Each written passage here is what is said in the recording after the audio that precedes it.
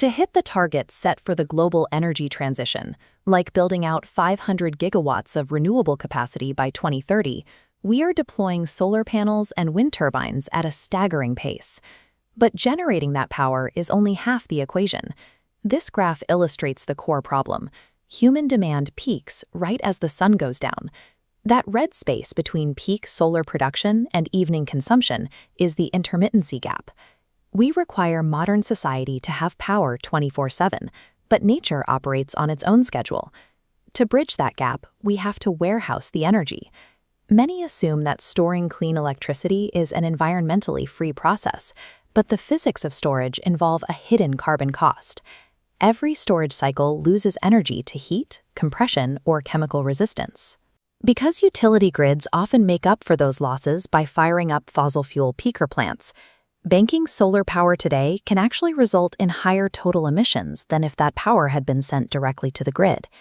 Three dominant technologies are competing to solve this problem: lithium-ion battery systems, pumped storage hydro, and hydrogen gas. Securing a reliable power grid requires looking closely at the physics and economics of these options. We have to ruthlessly match the correct storage technology to the specific scale of the problem in order to avoid creating new environmental crises. Lithium-ion battery energy storage systems serve as the primary technology for everything from residential garage walls to short-term load balancing on the utility grid. Their primary technical advantages are speed and retention.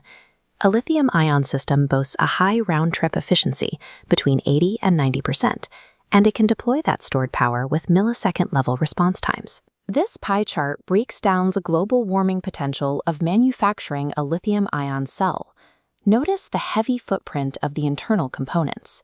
Mining the critical materials and fabricating the cathode and anode alone account for over half of the battery's total production emissions. Because of that intense manufacturing phase, a lithium battery starts its life in a carbon deficit.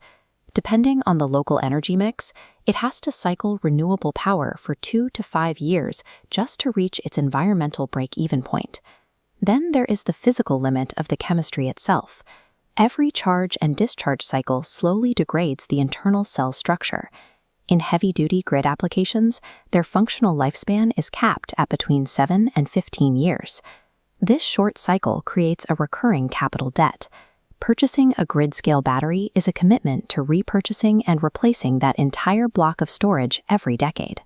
Lithium-ion is an unparalleled sprinter for daily, short-term cycling, but its degrading chemistry and steep replacement costs make it structurally unfit to serve as the multi-decade backbone of a national power grid. If you need an infrastructure-scale solution, you turn to pumped storage hydro. Instead of relying on degrading chemical reactions, it relies on terrestrial physics. During periods of low energy demand, surplus electricity is used to pump water uphill to a massive storage reservoir. When demand spikes, that water is allowed to flow downhill through giant turbines to generate power.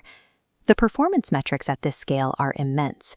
These facilities can sustain heavy grid output for 6 to 8 hours a day, and their operational lifespans regularly exceed 40 years. Operating for 4 decades radically shifts the economics.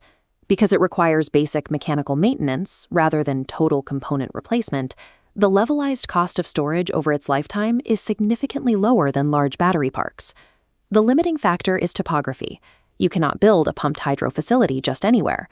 It requires highly specific geology capable of supporting 2 massive reservoirs at drastically different elevations. Finding that ideal landscape comes with severe execution risks. Building the dams and tunnels involve massive ecological disruption, complex civil engineering hurdles, and sluggish construction timelines that take 4 to 5 years to complete. In terms of longevity and cost per unit for large grids, pumped hydro is the most efficient stabilizer we have, provided the geography exists. However, those rigid constraints make it incompatible with decentralized or residential energy needs. For long-duration seasonal energy storage, the theoretical ultimate solution is hydrogen. This flowchart tracks the basic mechanics. Excess solar power triggers water electrolysis, splitting H2O to isolate hydrogen, which is then captured and stored as a physical gas. Because the energy is kept physically trapped in tanks or salt caverns, it suffers zero degradation over time.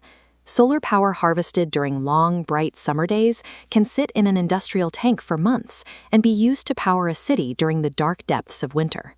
The significant compromise in the hydrogen cycle is its round-trip efficiency. When 100% of the solar energy enters the system, you immediately lose roughly 30% to the electrolysis process. You lose another 25% compressing the gas, and up to 60% more during the fuel cell recombination.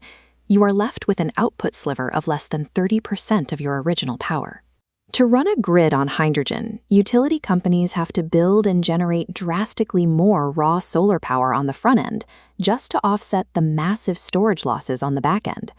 Hydrogen is currently far too inefficient and expensive to compete for daily cycling, yet it remains our only viable candidate to ensure true, long-term seasonal energy security. In the storage wars, there is no single flawless technology. Success comes down to exactly matching the technology to the scale of the problem. If we plot these contenders on this matrix, we evaluate them on two critical metrics: how long the energy must last and how large the system is. For a homeowner whose goals are daily energy independence and surviving outages, lithium-ion is the dominant commercial choice. However, residential lithium batteries have strict capacity limits. To avoid draining them too quickly, they must be paired with an intelligent home energy management system that actively shifts loads and controls exactly where that limited power goes. For grid optimizers seeking long-lasting daily baseload power, pumped hydro is the leading contender for bulk storage, provided the topography allows it. And for macro investors mapping the next 50 years, hydrogen is the critical dark horse, the necessary investment for capturing multi-month seasonal energy. Energy storage is not inherently clean. It is an active investment of finite resources, capital, and efficiency. True decarbonization requires choosing the exact tool for your timeline and fully accepting the compromises that come with it.